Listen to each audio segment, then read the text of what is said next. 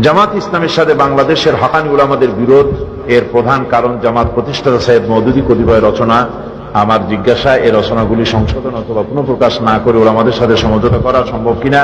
যদি সম্ভব হয় তাহলে তা হবে জামাত ইসলামের বিরাট বিজয়। উল্লেখ্য, হযরত ওসমান রাদিয়াল্লাহু তাআলা আনহু কোরআনের প্রসিদ্ধ 7টি কিরাতের কপি হতে হাফসা রাদিয়াল্লাহু তাআলা আনা কপি রেখে বাকিগুলো জ্বালিয়ে দিয়েছিলেন যাতে মুসলমানদের মাঝে ইখতিলাফ না হয়। তাহলে জামাত কি পারে না ঐক্যের স্বার্থে বিতর্কিত বইগুলোর পুনঃপ্রকাশ বন্ধ করতে? আপনার মতামত জানার কৃতজ্ঞ হব।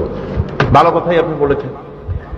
আপনি প্রশ্নকর্তার উদ্দেশ্যে আমি বলছি, আর শুনবেন তো সকলেই, আমার স্পষ্ট ঘোষণা, আমার দলের ঘোষণা, জামাত ইসলামীর বানিয়ে জামাত ইসলামীর প্রতিষ্ঠাতা মাওলানা মওদুদী রাহিমাহুল্লাহ, তাকে জামাত ইসলামী কোন মাযহাবের ইমাম মনে করে না।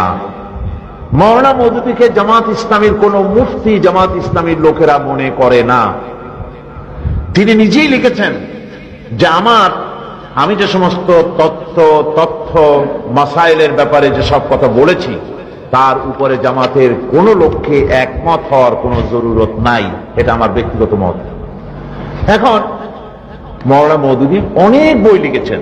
বই লেখার ভিতরে যদি তিনি কোনো ভুল করে থাকেন, আহলে সুন্নাতুল জামাতের আকীদা মোতাবেক কোনো ভুল যদি করে থাকেন, সে ভুলগুলিকে ধরিয়ে দেওয়া দরকার, জানানো দরকার।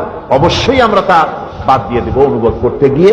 যদি কেউ কোরআন হাদিসের দলিল দিয়ে প্রমাণ করে আমাদেরকে পাঠাতে পারে, আমরা অবশ্যই ওয়াদা করলাম যে আমরা সেটা বাদ দিয়ে দেব। যেহেতু মাওলানা মওদুদী তো আমাদের দায় দায়িত্ব নিবেন না, আমাদের দায় দায়িত্ব আমাদেরই নিতে হবে কিয়ামতে আল্লাহর দরবারে।